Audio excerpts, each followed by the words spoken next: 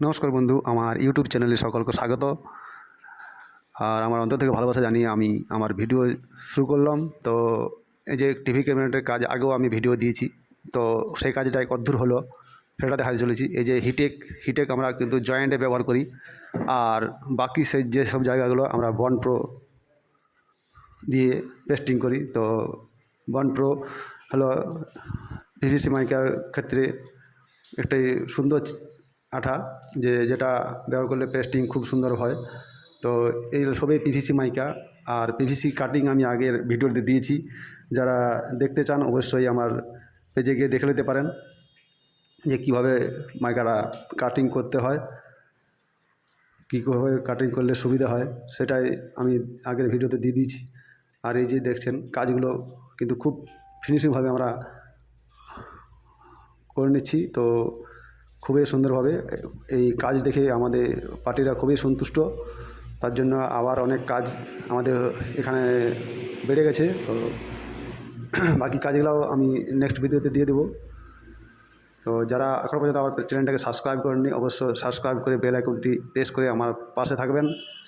আর যদি ভালো লাগে থাকে অবশ্যই একটা লাইক এবং শেয়ার করে দিতে ভুলবেন না।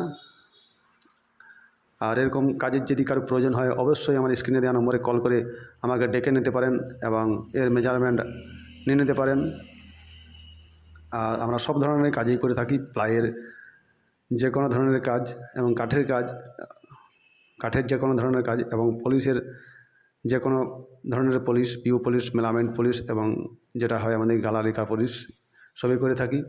তো আমার স্ক্রিনে দেওয়া নম্বর আছে, যোগাযোগ করে নিতে পারেন।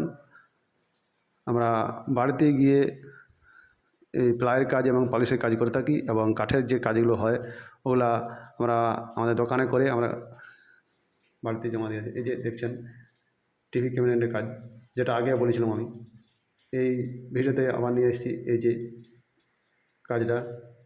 তো কাজটা আমাদের কমপ্লিট প্রায় হয়ে গেছে। আমি দেখিয়েছিলাম আগের ভিডিওতে যে দূর হয়েছে কাজটা আমার, সেটাই আমি এই যে এখানে একটা র্যাক দিয়েছি। আর ওইখানে যেটা আগের ভিডিওতে দেখিয়েছি আমি, সেটাই আমি আবার নিয়ে এলাম এখানে। এখানে এটা হবে, এইভাবে আমি ভিডিওটা কিন্তু আগে দেখিয়েছি। তো কেমন লাগলো অবশ্যই কমেন্ট করে জানাবেন। এই যে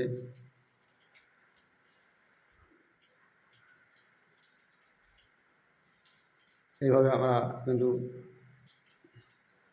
সব কিছু ফিটিং করে নেব খুব সুন্দরভাবে। এই যে উপরে পেরেক দিয়ে জাস্ট ওকে একটু বসিয়ে নেব, তারপরে আমরা স্ক্রু দিয়ে কিন্তু ওটাকে টাইট করে নেব। স্ক্রু কিন্তু প্লাইয়ের কাজে মাস্ট স্ক্রু ব্যবহার করতে হবে এবং জিপসাম স্ক্রু দিলে খুবই ভালো হয়, জিপসাম স্ক্রু ধরনটা ভালো হয়।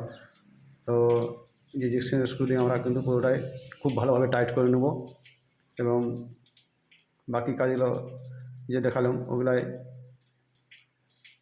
একের পর এক আমরা কীভাবে করেছি সেটা দেখাচ্ছি। একের পর এক করে নেব। যে লেমেটগুলো কেটেছি আমি সেইগুলাই দেখালাম। তো